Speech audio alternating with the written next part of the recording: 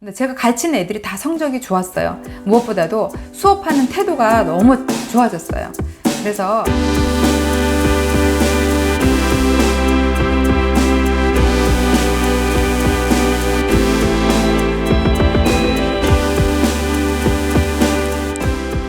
안녕하세요, 이재숙입니다. 오늘은 완전학습 첫 번째 시간 예습을 다루겠습니다. 완전학습은 4단계가 있다고 그랬죠. 예습, 수업, 그 다음에 복습, 평가 이렇게 4단계로 나뉘어지는데 오늘은 예습에 대해서 한번 얘기를 해볼게요. 먼저 예습을 하기 전에 예습과 선행학습의 차이를 한번 알고 넘어갔으면 좋겠어요. 예습은 예고편 같은 거예요. 드라마를 이렇게 보다가 끝에 다음 편을 예고를 하잖아요. 그 예고편을 보면 어때요? 다음에 저걸 보고 싶다. 무슨 일이 생길까? 이렇게 호기심, 기대감 이런 게 생겨요. 그런데 선행학습은 재방송 같은 거예요. 그래서 학교에서 배울 거를 미리 학원에서 선생님하고 수업을 하는 거죠. 그러니까 수업을 이미 한번 했어요. 수업을 처음 했을 때는 어때요? 호기심과 기대감과 뭔가 이렇게 집중력을 가지고 보는데 두 번째 수업을 할 때는 심지어 두 번째 하기 때문에 편안함은 있어요. 편안함은 있는데 처음에 가졌던 호기심과 설렘, 기대감 이런 거는 없죠. 이미 아니까. 알다 보니까 또 많이 아는 애들은 어떠냐면 수업이 지루해져요. 심지어 어떤 애는 지난번에 학원 선생님이 되게 재밌게 설명했는데 우리 선생님은 재미가 없어 뭐 이렇게 비교하게 되죠. 그래서 오히려 학업에는 장단점이 있긴 하겠지만 저는 예습을 권하고 싶습니다. 예습은 그야말로 자기 혼자서 스스로 정보를 이렇게 살펴보고 거기에 대한 기대감, 그 다음에 앞으로 어떻게 할 것인지에 대한 계획, 뭐 이런 것들을 자기가 이제 겪는 거죠. 그래서 아이들이 이런 기대감을 가지고 수업을 했을 때 온전하게 그 호기심과 기대감과 집중력을 발휘할 수가 있기 때문입니다. 그래서 일단 선행학습하고 그 다음에 예습은 구분하셨으면 좋겠다 이런 생각이 듭니다. 예습법을 알려주면 아이들이 되게 많이 변해요. 공부 과정에서 저는 예습이 가장 중요하다고 봐요. 애들이 수업이 재미가 없어요, 졸려요 이런 얘기 참 많이 하거든요. 그 이유를 이렇게 보면 여러 가지가 있어요. 첫 번째는 이제 뭐 선생님의 전달력도 문제가 있을 수도 있겠지만 일단은 수업에 대한 호기심이 없고 그 다음에 어떤 이렇게 수업 과정에서 이렇게 맥락을 놓치면 그 다음에 이해가 안 되기 때문에 재미가 없어지거든요. 뭘 못 알아들으니까 흥미도 없어지고 재미도 없어지는 거죠. 그런데 제가 예습을 아이들을 이렇게 쭉 시켜본 결과 공통적으로 하는 얘기가 있어요. 첫 번째가 뭐냐면 선생님 집중이 정말 잘 돼요. 두 번째, 선생님 말씀이 귀에 쏙쏙 들어와요. 세 번째, 잠이 안 와요. 그리고 그 중에 또 이제 조금 애들이 이렇게 좀 깊이 생각하는 애들은 자신감이 넘치고 기대감이 되고 너무 좋아요. 이런 얘기를 정말 많이 해요. 거의 100% 그런 것 같아요. 이거 예습을 했을 때 아이들이 수업에 임하는 태도가 정말 달라진다. 그러니까 뇌가 아무것도 모르는 거에 대해서 막연한 것보다는 어떤 맥락을 가지고 그리고 그 과정에서 내가 뭔가 준비해 둔 게 있고 궁금한 거를 여지를 뒀을 때 되게 호기심과 그 다음에 이렇게 참여의식을 가지고 거기에 집중하게 되는 것 같습니다. 그래서 예습이 정말 중요한데요. 오늘은 제가 예습 중에서 한 학기분을 예습하는 걸 알려드리려고 해요. 한 학기분뿐만 아니라 한 교재, 한 권일 수도 있어요. 예, 그래서 좀 더 이렇게 포괄적으로 예습을 했으면 좋겠는데, 제가 제 아이와도 같이 공부를 하고, 그리고 이제 학원에서 특강으로 이렇게 아이들을 훈련시키는 그것 중에 하나예요. 제가 보통 이렇게 예습을 시키면 그 아이들은 한 학기 수업 태도가 비교적 좋고요. 그 다음에 복습하기가 너무 좀 편해요. 보통 복습을 할 때는 수업한 거 곱하기 2배 정도의 시간을 요한다고 하거든요.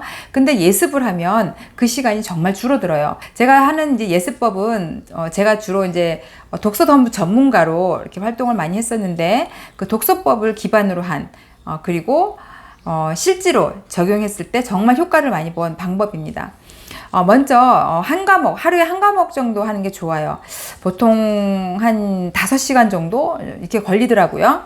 그래서 이제 공부하는 방법을 먼저 말씀을 드릴게요. 자, 처음에는 이제 책을 펴요. 이제 국어책을 딱 펴고 나면 처음에는 이제 제목을 겉을 좀 살펴보고요. 학교 같은 경우는 지은이가 있죠. 그 저자가 있어요. 저자를 한번 보고 우리 이모랑 같은 이름이 있는지 내 친구랑 같은 이름이 있는지 한번 이런 것도 이렇게 생각해 보면서 읽는 거예요. 왜냐면 이렇게 친근감이 느껴질 때 우리는 어때? 마음이 열리고 얘 뇌가 안정을 찾으면서 집중력도 높아져요. 그래서 일단 그런 걸 한번 살펴보고 이렇게 책장을 넘기면 안에 책에 구성이라던가 활용법 이런 게 나와 있어요. 책이 어떻게 구성되어 있고 어떤 파트가 어떤 내용을 다루고 있고 이 파트에서 뭐가 중요하고 이런 전개 과정, 교과서 구성 어떤 모습 그리고 표시들이 있잖아요. 요즘은 또 초등학교 교과서는 이렇게 표시가 돼 있더라고요. 1차신지 2차신지 뭐 듣기인지 나누기인지 이런 아이콘 같은 거를 이렇게 애들하고도 인지를 할 수 있도록 얘기를 나눴으면 좋겠습니다. 그 다음에 넘어가면 이제 목차가 나와요. 목차. 책에서 가장 중요한 게 목차지요. 목차는 이 책 내용이 어떤 흐름으로 어떻게 전개될 것인지를 보여주는 거예요. 그래서 특히 교과서도 이렇게 흐름이 쭉 보이면 공부하기가 수월하죠. 사회 같은 경우는 나라, 그다음에 가정, 사회 이렇게 발전이 되거든요. 그랬을 때 아이들이 내 생각이 이렇게 확산이 될 수 있다는 걸 알면 내가 성장할 수 있구나 이런 생각도 하기 때문에 되게 재밌어 하는 것 같아요. 그래서 그 목차를 한번 읽어보고요. 목차를 읽을 때는 큰 목차 먼저 크게 읽어보고 큰 목차를 배우기 위해서는 어떤 걸 배우는지 작은 목차들을 한번 읽어보는 거예요. 그래서 큰 목차를 읽으면서 이거를 배우기 위해서는 작은 목차들 이것들을 알아야 되는구나 이렇게 생각을 할 수 있도록 얘기를 좀 나누고 그 다음에 그 옆에 이제 물음표를 다는 것도 참 중요해요. 문학이란 무엇인가 라는 국어에 이제 이렇게 단원 목차가 있다면 아이들에게 이제 물어보는 거죠. 문학이 뭘까? 문학이 생활에 미치는 게 뭘까? 문학과 나와의 무슨 관계가 있는 거지? 뭐 이렇게 이야기를 나눠보는 게 참 중요해요. 내가 이렇게 생각을 한다는 건 뭐예요? 그 궁금하고 어떤 물음을 갖는다는 건 내 생각의 내비게이션인 거예요. 내가 그 물음을 던졌을 때 그 물음에 답을 얻기 위한 이렇게 뇌가 저절로 작동을 하는 거죠. 그래서 이런 물음을 한 번씩 이렇게 적어보게 하는 건 정말 도움이 많이 됩니다. 쓸데없다라고 생각하는 거 없어요. 그냥 어떤 질문이든 좋으니까 그런 질문을 달 수 있도록 이렇게 합니다. 자, 지금부터 이제 본격적으로 본문을 가지고 이제 교과서를 공부하는 거예요. 처음에는 교과서를 딱 피면 왼쪽, 오른쪽 페이지를 한 1초 단위, 1초 정도로 이렇게 뚝딱 넘어가게 내 눈이 마치 이 책을 이렇게 복사한다, 스캔한다 하는 느낌으로 넘기는 거예요. 그래서 이렇게 똑딱 촥 넘기고, 똑딱 넘기고, 똑딱 이렇게 넘기는 거예요. 그냥 쭉쭉 넘기는 거예요. 하다 보면 문득 호기심 있는 어떤 파트가 나면 읽고 싶어지거든요. 그래서 멈추지 말고 그냥 똑딱 넘기는 거예요. 이렇게 넘기면서 뇌는 어때요? 뇌는 빠르게 움직일 때 집중력이 높아져요. 예, 빠르게 움직일 때 그거를 이렇게 집중력이 높아져서 아이가 이 책을 똑딱 하면서 자기도 모르게 이렇게 훑어보면서 많은 생각들을 하게 돼요. 이런 것도 배우나? 나 이런 거 싫은데. 이런 것도 지겹겠다. 와, 글씨가 많다. 그림이 이런 게 있네. 이게 뭐지? 이렇게 여러 가지 생각들이 순간순간 넘어가면서 이렇게 책장이 넘어갑니다. 그래서 책 한 권을 다 훑어보게 해요. 몇 분 안 걸리겠죠, 그죠? 예, 그래서 똑딱 이 수준으로 해서 책을 끝까지 한 페이지 이렇게 한 학기분을 다 넘긴 다음에 이번에는 연필을 들은 거예요, 연필. 우리가 지난번에 뭘 했냐면 단락에 대해서 얘기했어요. 단락, 문단. 한 문단은 키워드가 몇 개? 한 개. 그래서 읽으면서 그 키워드를 찾는 작업을 하는 거예요. 그래서 문장을 다 이렇게 줄을 치지 말고 키워드에만 이렇게 줄을 치게 하는데 공부 잘하는 애하고 공부 못하는 애는 밑줄 치는 걸 보면 알아요. 공부 잘하는 애는 정말 키워드만 달랑 이렇게 치는데 못하는 애는 어때요? 공부가 안 되는 애들은 줄줄이 다 줄을 쳐요. 그래서 그렇게 하지 말고 키워드를 찾아서 거기에만 간단하게 줄을 치라고 이렇게 이야기를 해줍니다. 그래서 아이들이 이렇게 책을 다 읽는 거예요. 읽으면서 연필로 키워드를 이렇게 쭉 찾게 책을 다 읽어요. 교과서가 의외로 그림이라던가 사파 이런 게 많기 때문에 책이 잘 넘어가요. 예, 시간이 빨리빨리 넘어갑니다. 그래서 아이들이 그 책을 다 읽고 나면 이제 좀 손을 풀고 잠깐 이제 목도 좀 푼 다음에 이번에는 파란색 볼펜을 들어요. 그래서 다시 한번 그 책을 읽게 하는 겁니다. 그래서 다시 그 단락을 읽을 때 아까 찾은 키워드 그것이 다이아몬드라면 내가 지금 아까 밑줄 친 것이 다이아몬드인지 큐빅인지 유리알인지를 구분하는 작업을 하면서 읽는 거예요. 근데 이때 정말 중요하게 눈여겨봐야 될 건 뭐냐면 아이들이 꼭 자기가 밑줄 친 것만 본다는 거예요. 그래서 읽는 속도가 엄청 빨라요. 그래서 눈을 가만히 쳐다보면 골고루 다 읽지 않고 이것이 큐빅인지 다이아몬드인지 유리인지를 구분하거나 판단하지 않고 그냥 자기가 친 것만 쭉쭉 읽어 넘어간다는 거죠. 그럼 의미가 없어요. 네, 의미가 없기 때문에 이럴 때는 다시 파란 볼펜으로 처음 보는 것처럼 그리고 아까 내가 발견한 다이아몬드가 진짜인지 아닌지를 확인하는 마음으로 다시 읽는 거예요. 이렇게 쭉쭉. 약간 지루한 작업일 수 있어요. 예, 지루한 작업이라서 옆에서 같이 도와주는 게 정말 필요해요. 그래서 이거를 끝까지 또 책을 다 읽습니다. 그래서 파란 볼펜 다 하고요. 그 다음에 다시 한번 빨간 볼펜으로 확실하게 다시 해주는 거예요. 이렇게. 그래서 그러면은 훑어보기, 연필, 그러니까 훑어보기, 연필, 파란 볼펜, 빨간 볼펜 4번을 교과서를 전체를 읽게 돼요. 물론 이제 어머님들은 그럼 이거 한 단원씩 하면 좋지 않겠어요? 이렇게 얘기를 해요. 괜찮아요. 한 단원씩 미리 해놓으면 좋은데 전체를 봤을 때는 뭐가 좋으냐면 이 교과서에서 한 학기 동안 배우는 그 맥락을 이렇게 이해할 수가 있어요. 그래서 그 맥락을 쭉 이해할 때 아이가 공부하는 데 도움이 되죠. 그래서 이렇게 이제 빨간 볼펜까지 한 다음에는 그 다음엔 저는 문제집을 읽혀요. 문제집을 푸는 게 아니에요. 이 시점에서 그 문제집 한번 읽어보라고 해요. 문제만이라도 읽으라고 얘기를 해주면 애들이 쭉쭉 읽으면서 이런 게 시험 문제가 나오는구나, 이렇게 나오는구나, 이렇게 좀 감을 잡을 수 있죠. 그래서 그거를 쭉쭉 훑어보게, 읽어보게 한 다음에 마지막으로 형광펜을 들고 네가 생각한 키워드를 자신 있게 색칠을 해. 색칠을 다 합니다. 이렇게. 그래서 그렇게 하고 나면 한 4시간 보통 애들 따라 약간 편차는 있지만 한 4시간, 5시간 정도 걸려요. 예. 그래서 애들이 좀 중간에 힘들어할 수는 있는데 이 과정을 잘 할 수 있도록 도와주면 정말 큰 성과를 보실 겁니다. 그렇게 형광펜을 한 다음에 요약을 해야 돼요. 이게 예습이에요. 요약을 할 때는 제가 이제 가지고 왔는데 이게 이제 A3 용지예요. A3 용지 멀리서 보일까요? A3 용지를 한 위에를 한 이만큼만 한 2cm 정도 뭐 이렇게 접으세요. 그리고 여기다가 이름을 쓰는 거예요. 과목 쓰고 이름 쓰고 이렇게 해가지고 이걸 또 이제 반으로 접어요. 예, 그래서 반을 이렇게 이제 세로로 접습니다. 이렇게 예, 세로로 접어서 아까 썼던 형광색 단어만 쓰기 시작하는 거예요. 그래서 한 단원을 형광색 단어만 문장이 아닌 단어만이에요. 단어만 쭉 쓰게 해줘요.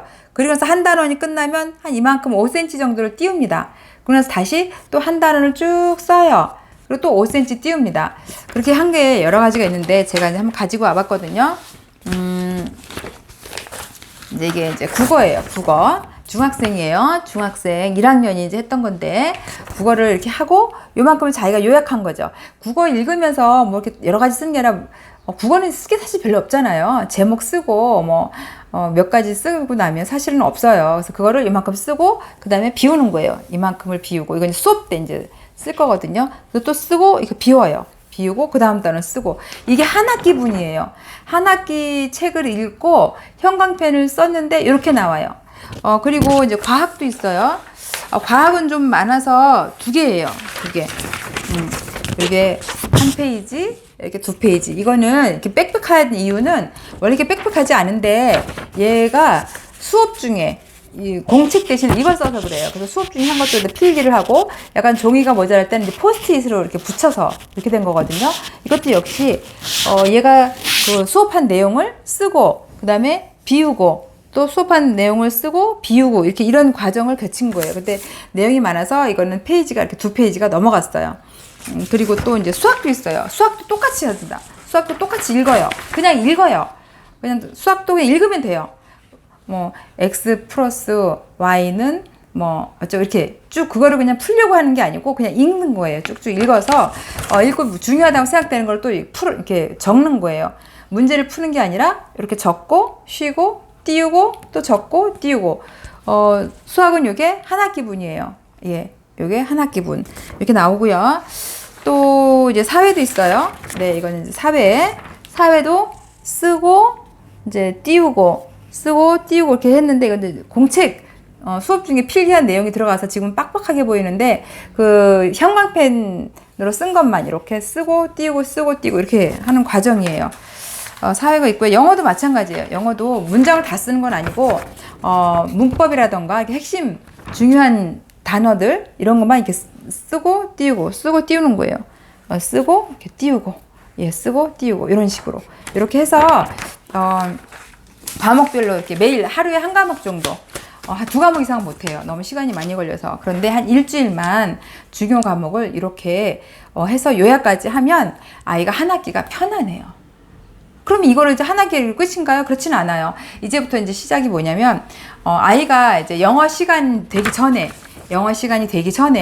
여기서부터 여기를 훅 훑어보는 거예요. 그런데 지금 이제 수업 내용이 들어가서 좀 빽빽하긴 한데 이걸 다 읽는데 5분이 안 걸려요. 그래서 수업하기 전에 이걸 다 읽어요.